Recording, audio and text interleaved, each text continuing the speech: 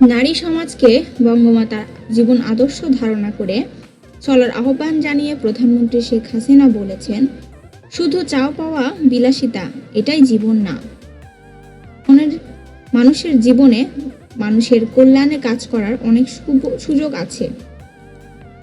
তাই দেশের নারী সমাজকে বলবো, ত্যাগের মহিমায় উদ্ভাসিত হয়ে মানুষের কল্যাণে সবাই কাজ করবেন। গতকাল সকালে বঙ্গমাতা বেগম ফজিলাতুন্নেসা মুজিবের ৯২তম জন্মবার্ষিকী উদযাপন এবং বঙ্গমাতা বেগম ফজিলাতুন্নেসা মুজিব পদক ২০২২ প্রদান অনুষ্ঠানে তিনি একথা বলেন। প্রধানমন্ত্রী গণভবন থেকে প্রান্ত থেকে ভার্চুয়ালি ওসমানী স্মৃতি মিলনায়তন প্রান্তে অনুষ্ঠানে যুক্ত ছিলেন। এছাড়া অনুষ্ঠানে গোপালগঞ্জ জেলা প্রশাসক কার্যালয় প্রান্তে যুক্ত থেকে অসহায় দুস্থ মহিলাদের স্বাবলম্বী করার জন্য সেলাই মেশিন বিতরণ করা হয়। প্রধানমন্ত্রীর পক্ষে সেলাই মেশিন বিতরণ করেন জেলা প্রশাসক শাহিদা সুলতানা। এবছর যারা পদক পেলেন তাদের মধ্যে রাজনীতি, অর্থনীতি, শিক্ষা, সমাজসেবা এবং স্বাধীনতা ও মুক্তিযুদ্ধ ক্ষেত্রে গুরুত্বপূর্ণ অবদানের স্বীকৃতিস্বরূপ ৫ বিশিষ্ট নারীকে বঙ্গমাতা বেগম ফজিলাতুন্নেসা মুজিব পদক ২০২২ প্রদান করা হয়।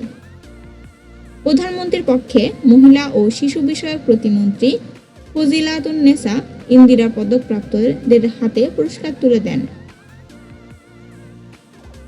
পদকপ্রাপ্তরা হলেন রাজনীতির ক্ষেত্রে সিলেট জেলার সৈয়দা জেবুন্নেসা হক, অর্থনীতিতে কুমিল্লা জেলার সেলিমা আহমেদ এমপি, শিক্ষাক্ষেত্রে ঢাকা বিশ্ববিদ্যালয়ের সাবেক উপাচার্য অধ্যাপক নাসরিন আহমেদ, সমাজসেবা ক্ষেত্রে কিশোরগঞ্জ জেলার মোসাম্মদ আসিয়া আলম এবং স্বাধীনতা ও মুক্তিযুদ্ধ ক্ষেত্রে গোপালগঞ্জ জেলার বীর মুক্তিযোদ্ধা আশালতা বৈদ্য যুদ্ধকালীন কমান্ডার।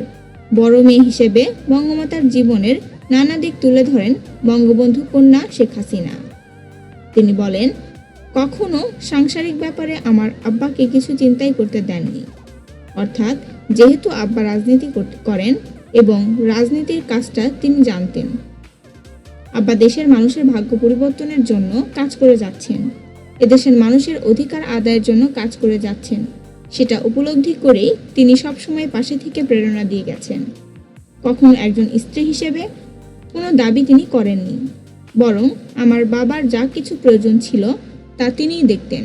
আমার আব্বা হয়তো জানতেনও না, ৭১-এর মহান মুক্তিযোদ্ধা চলাকালীন বঙ্গমাতার সঙ্গে ধানমন্ডির একটি বাসায় বন্দী থাকা সঙ্গী ছিলেন তার বড় মেয়ে শেখ হাসিনা। সেদিন কাছ থেকে দেখা শেখ হাসিনা বলেন, ৭১-এর আমার বাবাকে গ্রেফতার করা হলো, আমার মাকেও গ্রেফতার করা হলো, সেখানেও তিনি ভেঙে পড়েননি। তখনও তার আত্মবিশ্বাস ছিল, এদেশ স্বাধীন হবেই।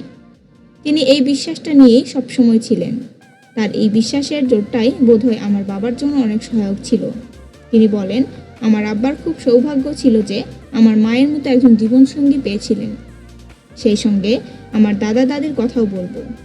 বাবা মা তার সংসারের বড় ছেলেকে লেখাপড়া শেখাচ্ছে সেই যুগে আজ অজপাড়াগা টুঙ্গিপাড়া থেকে তাকে কলকাতার হোস্টেলে রেখে পড়াচ্ছেন। তারপর তাদের আকাঙ্ক্ষা থাকা বড় ছেলে টাকা পয়সা কামাই করে বাবা মাকে দেবে। উল্টো আবার আব্বাকে আমার দাদা দাদিও যেমন দিয়েছেন, আমার মা ও তার টাকা পয়সা তাকে দিতেন। আমার আব্বা এরকম একজন জীবনসঙ্গী বাবা মা পেয়েছেন বলেই আমাদের সংগ্রামে সাফল্য অর্জন করা, দেশের স্বাধীনতা অর্জন করা সহজ হয়েছিল।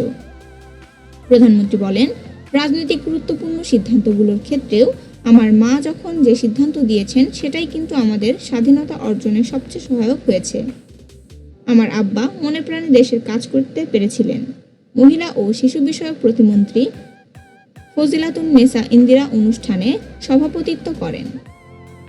কথাসাহিত্যিক আনোয়ারা সৈয়দ হক বঙ্গমাতার জীবনের উপর মূল প্রবন্ধ উপস্থাপন করেন এবং আলোচনায় অংশগ্রহণ করেন জাতীয় মহিলা সংস্থার চেয়ারম্যান চেমন আরা তৈয়ব, মহিলা ও শিশু বিষয়ক মন্ত্রণালয়ের সচিব মোহাম্মদ হাসানুজ্জামান কল্লোল স্বাগত বক্তৃতা করেন। পদক বিজয়ীদের পক্ষে অনুভূতি বক্তৃতা করেন সৈয়দা জেবুন্নেসা হক। অনুষ্ঠানে প্রধানমন্ত্রী শেখ হাসিনা তার লেখা শেখ ফজিলাতুন্নেসা আমার মা শীর্ষক একটি গ্রন্থের মোড়ক উন্মোচন করেন।